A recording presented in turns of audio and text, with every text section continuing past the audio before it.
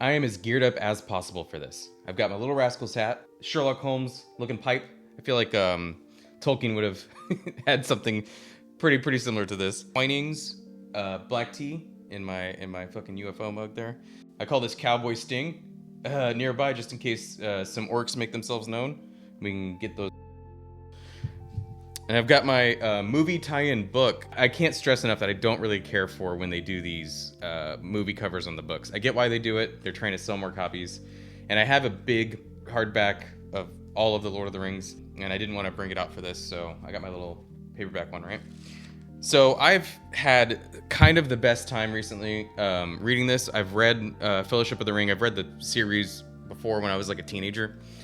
And I thought where I am, and those of you that have been keeping up with the videos, and I don't know how deep y'all get in them when I do these longer form discussions with my buddies, kind of discussing, where I'm at with world events, with stuff that's going on with politics, and I don't want to get all into that. I just know that where everybody feels, whatever part of the spectrum you're on, that we just feel like shit just sucks right now, right? And I think I needed, for my heart and my soul, I needed to get a little bit of good versus evil, where the good guys come out on top. And there's no ambiguity, or very little at least, as to who the bad guys are, who the good guys are, and they're never going to lose their honor in this. So that being said, this video is not really going to be a traditional book review. It's going to be more so my recent experience with it and kind of what my feelings were as I was going through, and why it's relevant to me now and all that. So if you're wondering, should you read Fellowship of the Ring? Why haven't you? Check it out. It's awesome. Lord of the Rings is awesome. Do an audiobook, watch the movies, get knee deep in this stuff. Now, I understand fantasy isn't for everybody. It was barely for me until it was. What can be said about this series that hasn't been said already? I've got some of the noteworthy books in my collection that are kind of related. The Narnia books, C.S. Lewis, Tolkien was a friend of his. I've got the Game of Thrones books up here. That is notably the kind of like the anti-Tolkien almost, like subverting expectations of that. I've got Joseph Campbell. We know all about the Hero with a Thousand Faces and the hero's journey. This is very much in that. We've got Conan. We've got the Dragonbone Chair by Tad Williams. I just thought that would be a kind of nice backdrop for what we're going to be talking about today. I don't even know how long this video is going to go. I think I'm just going to kind of chit chat with you guys about my experience with the book and how much fun I had. It was overall a really positive experience. A couple of sloggy moments, and I think that's because I'm much more familiar with the Peter Jackson movies and how fast-paced they are, that this book really takes its time, and not just in exploring, the landscape and introducing a huge cast of characters. It literally takes forever. That was one of those things that I kind of forgot. When I was rereading this, I was like, oh my God, man. Bilbo's 111th birthday happens, and Frodo's like 30, and then he doesn't actually leave until he's like 50-ish. There's a long time in between him getting the ring from Bilbo and then Gandalf kind of figuring out what's up with this ring. Is it Sauron's ring? And him actually going, all right, we gotta go on the trip now. We gotta get to Rivendell and talk with Elrond and all this. You shall be the Fellowship of the Ring. I completely forgot that this is one of the reasons why this story is so epic, is because it just takes forever. When all the stuff is happening, the action parts are happening, that takes place over the course of several days and several weeks. But they make it look like it's all happening in the same evening in some of the scenes in the movie. And, like I said, so that I'm more familiar with the movies, coming off of that, like, okay, this thing's gonna happen, this thing's gonna happen, this thing's gonna happen. And it just doesn't happen that way. And I had to sort of reconfigure my expectations on what this book was gonna be. And I said, you know what?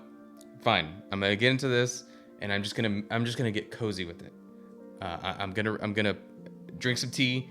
I'm gonna chill. I'm just gonna let the story take me wherever it's gonna go. I'm here for it. Things like Tom Bombadil, which is a controversial character in these books because people feel like it really pumps the brakes when Tom Bombadil and Goldberry show up. I remember not really caring for that when I read this book before, but upon rereading it recently, I was like, damn, dude, I just want to hang out there.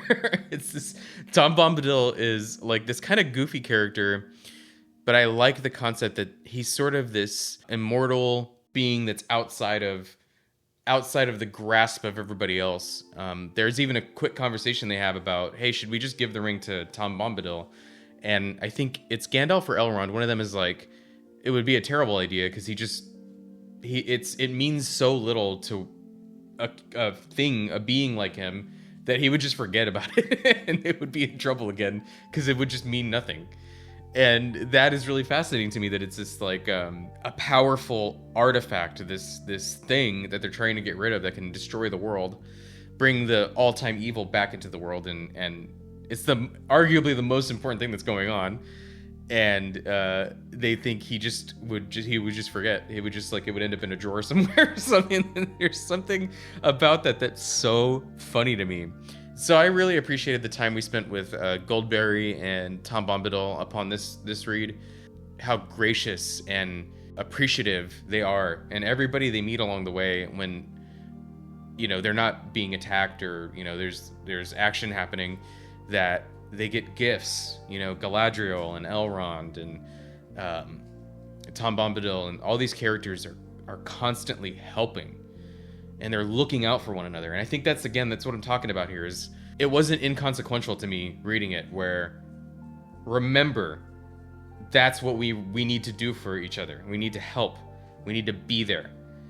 And that really showcased it in kind of like just a sweet kind of small way. I mean, yes, there are huge stakes, but you get the vibe that even if there weren't these huge stakes, all these people would be helping out and checking on their friends and all this. So, I really appreciated that, and the action was really fun. I mean, just getting the book versions of the characters I already know and love, getting Gimli and not having him be just this comic relief character. He's like a legit, badass character. Gandalf was really fun. The Fellowship itself, all the hobbits. There's some twists and turns, and especially things that happen with them that, if you're used to the movies and then you read the book, it's like gonna shock you. Like, oh, I didn't think that they were gonna be making those decisions and that type of thing.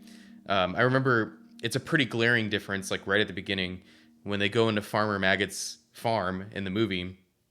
You just see like his like scythe or whatever as he's kind of trudging through the crops, and they run into Merry and Pippin, and they had been stealing vegetables from him, and so he's pissed off and he's gonna come after him. And in the book, he's like, come inside, like, I'll help you. And again, that was, man, it was just great. I just needed that. I'm really glad I picked it up again, and I'm going to continue with the series. I'm probably not going to do it back to back to back. I've got a lot of things I'm trying to read at the moment.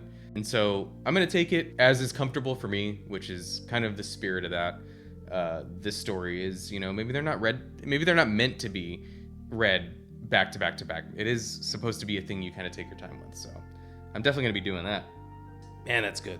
That Twinings black tea, I put a little bit of our Texas wildflower honey in there, and it's fucking on point. I usually don't put honey in that. I really liked Aragorn in here, Strider. I think he's more, they lean to calling him Strider a lot more in this. There's an elf that helps them, that in the movie they used Arwen. She comes kind of to the rescue. If you want him, come and claim him. There's a whole other elf that does that, which is pretty fun. I'm not going to sit here, I guess, and do all the differences between the book and movie. Just know that it is different, and not in a bad way. Oh, yeah, and I forgot to mention, I didn't know what his name was. It's just J.R.R. Tolkien is just like what he's known for, right? Or known as. And I looked it up. It's John Ronald Reuel Tolkien.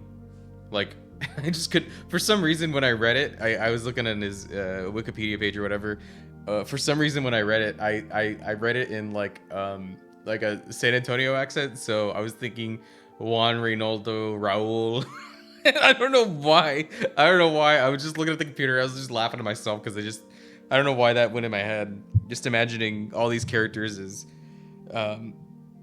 not like Scandinavian whites, just a bunch of little small Mexicans running around, little hobbits. Just something about that just made me laugh. This pipe is ridiculous. I can't imagine puffing on one of these all day. Where did he even get this? It's a real pipe. This isn't a prop. This is like a legit pipe tobacco pipe. Love the relationship between, there's this family thing too with Bilbo and Frodo. I really liked that. I love the sort of expectation that Bilbo has of Frodo. It's like his favorite nephew, and he sees the adventurer inside of him, and I thought that was pretty cool. Samwise is kind of constantly excited about meeting the elves, and that, I don't know why I found that to be really funny and charming. As I was reading this, it's like, yeah, they grew up, they live in this world where elves exist and monsters exist and fantasy creatures exist. They are fantasy creatures, right? So it's just, there's something kind of funny to me that a character that's also a fantasy creature is excited to meet the elves. Like there's that kind of ongoing thing where he's excited to see the elves at Rivendell, and then later on, where Galadriel is, he's excited to see them. So I thought that was real fun. The interaction between Gimli and Galadriel I thought was really sweet too. This rivalry between the elves and the dwarfs, that was a fun, because you kind of see already that Legolas and Gimli are becoming friends kind of early on in the series. It's in the movie, it takes a little bit of time for them to kind of get to that point, but you can still tell there's tension between the races, but that there's healing, and I found that to be pretty cool also. Can we talk about Saruman? Dude, Saruman is such a fucking cool character. I have to shout out the movie real quick. Christopher fucking Lee. Could you guys figure out another actor that would have been more perfect to do Saruman than Christopher Lee? I mean, guy's a fucking legend. Playing Dracula and shit. He was in a heavy metal band, singing as Charlemagne. I mean, this dude fucking rules. So having him as Saruman, oh man, so sick. Sauron, Lord of the Earth. And the turn, so satisfying. So satisfying when it happens, because you're like, you know it's coming, and then boom, it happens, and you're like, holy shit, this guy's fucking bad news. This is not an ally we want the enemy to have. So, man, just chills. You're really under the impression that this is a really deep and living world. You can tell he took his time really fleshing it out. There's alliances, there's history, there's languages. He notably invented languages for this project, the Lord of the Rings project. He wrote languages for it. There's another thing that happens in here that I picked up on and then later found out what it was. It's the tone changes about halfway through, where it starts off very whimsical and it's almost like classically told. It's almost like a campfire tale, the way the first half is told. And then later on in the book, the tone really shifts. And I don't think I picked up on it the first read through of this book, but upon this reread, I was like, wow, the tone really shifted. And I don't know if it just means because the danger is becoming more apparent to Frodo as they're going along, or if it's something else. Now, after looking into it a little bit, I found out that the concept behind that tonal shift is that this series ends, and it's Frodo writing this adventure, right? And the Lord of the Rings by Frodo Baggins. So the first half of The Fellowship of the Ring is written in Bilbo's style. It's him recounting the story as far as he knows, and then later Frodo picks up and continues the story. So it isn't just that the tone shifts because of some plot detail. It's because literally there's different people writing the story. It's Bilbo doing that part and kind of telling what he knows about the adventure so far, and then passing the torch, passing the pen on to Frodo to continue the story, and he writes in a different way. This story isn't being told as like once removed. It's being told as somebody who went through it themselves. And it's pretty clear. Now that I know that, now that I heard that was kind of the idea that Tolkien had for that tonal shift, it makes a lot of sense, and it's something I really appreciated. Give an example of why this book was making me feel this type of way, right? So let me go ahead and just read a couple of things here. Sam led him along several passages and down many steps and out into a high garden above the steep bank of the river. He found his friends sitting in a porch on the side of the house looking east. Shadows had fallen in the valley below, but there was still a light on the faces of the mountains far above. The air was warm. The sound of running and falling water was loud, and the evening was filled with a faint scent of trees and flowers, as if summer still lingered in Elrond's gardens. I mean, if that's not like putting on a comfortable sweater at the end of the day, I don't know what is. You know, I feel like if I turn the camera right now, just based on how cozy everything feels in here, that I'm going to show my door and it's going to be like a circular, like Hobbit hole door, because that's kind of how it feels right now. How epic some of the action is in here. Man, dude, I got goosebumps when I got to the part in the Mines of Moria when Gandalf is kind of leading them away from the Balrog. When the fucking Balrog shows up, dude, that it's crazy. It's crazy when you've seen the movie. They got it spot on. Like, I don't know if anybody could have imagined that more accurate to what the book is saying, and just how quick Gandalf is to be like, okay, if this is what we got to do, then if I got to take this thing out and I got to sacrifice myself to get this shit done, then that's what we got to do. You shall not pass! Pretty sure the movie, it happens almost exactly the same way, where he breaks the bridge and the Balrog falls, and while he's falling down, he like cracks the whip and it wraps around Gandalf's knee and fucking pulls him down. And then the whole book just feels different after Gandalf is gone. So, crazy. But man, what an epic scene, dude. But that's what heroes do. And there's a lot of heroic things in this. I mean, I think even the ending, when I was closing it up, I was like, damn, dude. He didn't want anybody else to come into danger through his quest that he has to go on. So he was just going to go himself and take the ring on, and thought that it would be easier to travel without getting attention, and even if it's dangerous, to go by himself. And Sam's like, nah, dude, I fucking got you. I'm going with you. Through thick or thin, we don't fucking make it back, I'm going. And I fucking love that, dude. That's like the bromance of the fucking ages. I mean, if you're in a pickle, you want Samwise Gamgee at your fucking back, dude. You want that dude. I mean, I know as the series goes on, his heroism is really, really showcased. But even just the end of this, where it's like, you know what? Frodo was going to go alone, but he doesn't have to. Because Samwise is as fucking loyal a friend as you could ever want. And again, that's what I need right now. I need badasses that are willing to step the fuck up, sacrifices that are willing to be made, loyalties, friendships, breaking down barriers, you know, let's take let's fucking take this evil out. That's what we need right now. So I'm going to keep going on with this series. I'm going to watch the movies again. I'm going to read The Hobbit. I think I'm going to read The Hobbit after I finish the series. And you know, for the show, I think I'm going to end up having the guys on. I think we'll do like we'll talk about the Peter Jackson movies. And I know that's going to be really fun to talk about, because I don't know anyone that doesn't like him. Straight up. I really don't. If you legit watch it as an adult again, I mean, I can imagine kids kind of not really getting it. I definitely loved it when it came out. But man, it's going to be so much fun talking about this thing.